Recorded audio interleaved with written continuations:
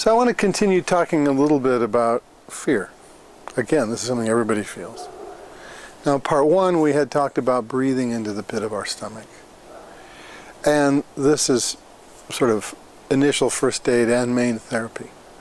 But also, as we begin to breathe in the lower part of our tummy, as we inhale, we find the tummy comes out. As we exhale, the tummy comes back. But this process of breathing in and breathing out into the lower part of our tummy switches us from sympathetic, which is a stressed mode, into parasympathetic, which is an integrative and healing mode. And chances are that when we're in fear or stressed, we're tight. I treated a person today that was breathing backward. When they inhale, the tummy went in, and when they exhale, the tummy went out. Well, if you're blowing up a balloon, it wouldn't go that way. When we inhale, the tummy comes out. When we exhale, the tummy comes back in. Now, almost 85% of the serotonin in the body, which is why people take Prozac, is made in the lower tummy. So as long as we can breathe in and out and kind of feel ourselves grounded a little bit, then we have these wonderful chemicals that bathe the body in this soothing environment of integration and relaxation. And that's pretty important for being out of fear. Another thing about fear is the big picture. Like, what would happen? What would happen if nothing came? I didn't make any money. I got kicked out on the street. What would happen? Sometimes that can become scary. But when we get caught in that fear, we stop being creative. We're stuck. We don't work well. But when we start to do low abdominal breathing or use other means to relax and calm down, our creative juices can flow, and not only our intuition can flow, but also the parts of us that connect to the entire universe can flow. So when we relax and we begin to feel ourselves, and we let the fear chemicals go away, and we let the good chemicals begin to bathe us and relax us and soothe us, now all of a sudden we begin to think of things, ideas come to us, and more importantly, we attract wonderful possibilities from the universe. We attract opportunities. You know, today I said I treated someone. From the internet, I wanted to buy a piece of sound equipment. I went over to this guy's house, and he had a bad back, and he was stressed. So I ended up buying one thing from him, and then he ended up giving me a lot more, and I treated him. The universe brought me to him and brought his equipment to me. It was great. And this is the way the universe can work. You go out, you meet someone, you talk to people. You're not so uptight that you miss the opportunities. How many times have we, gotten out of a car and there was somebody there and we said hello, or we could have talked to them and we didn't? That person might have been a future friend, employer, cohort, employee, advocate, information source, anything. We're all connected. Our brains and our minds and our consciousness are all connected.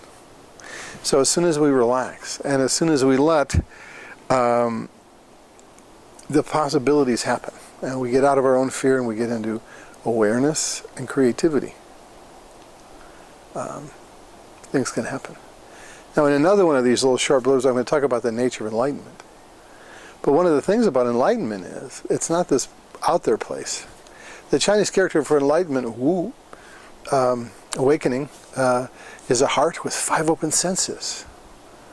It's like we're connected to ourselves and we're wide awake. We're seeing what is. We're connecting, and we're not misunderstanding. We're not resisting or pulling or disconnecting. We're awake and we're present. That's the opposite of fear. But if we're in need of action, if we're in need of a solution, if we're in need of information, if we're in need of a path to go forward to get out of what might be a bad situation, then we want to be awake. We want to have all of our faculties. We want to be connecting to the universe. We want to be speaking to the universe.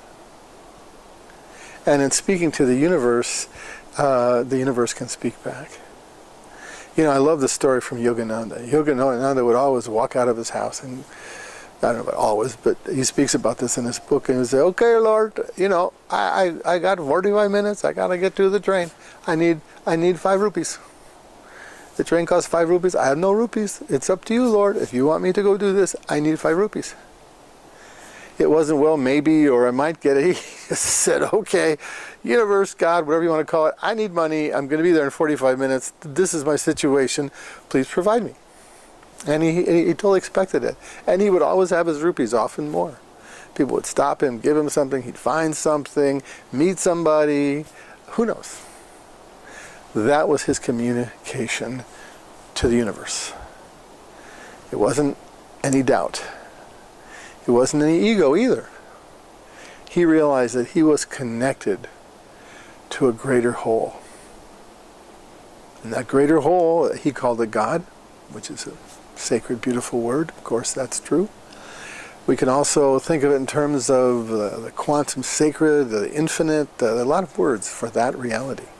And we all have our own version of that, because that's how who we are communicates to that sacred, vibrant, creative, infinite essence. Whether you're a scientist or a Tibetan Buddhist or a Christian, doesn't matter. We have our language with which we see and understand the broadest, biggest, widest aspect of the infinite that we can hold in our being.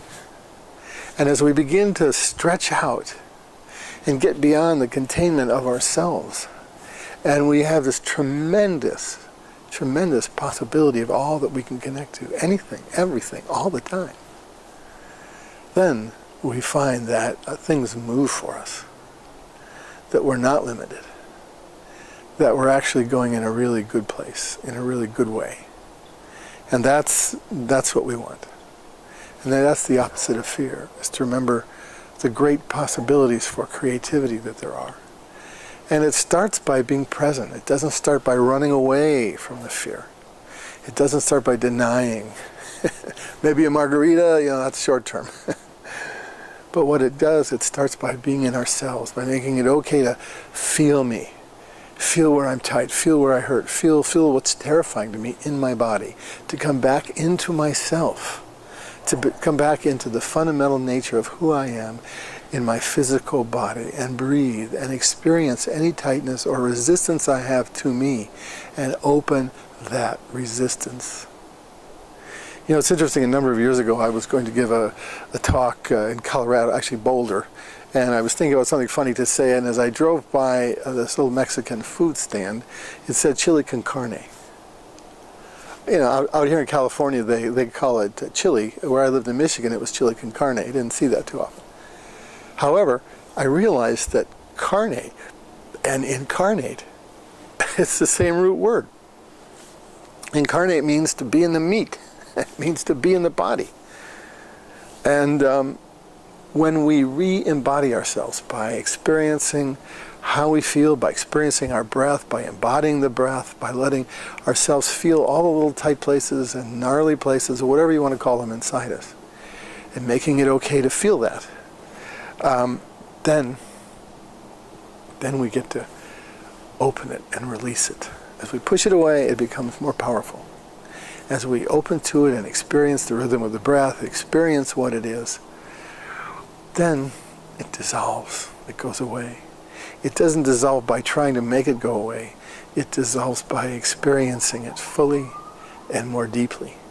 Because as we experience the constriction of reality, or the form of reality, more subtly and more profoundly, and with more and greater articulation and focus, and yet openness, what we find is it just keeps opening and opening and opening and opening.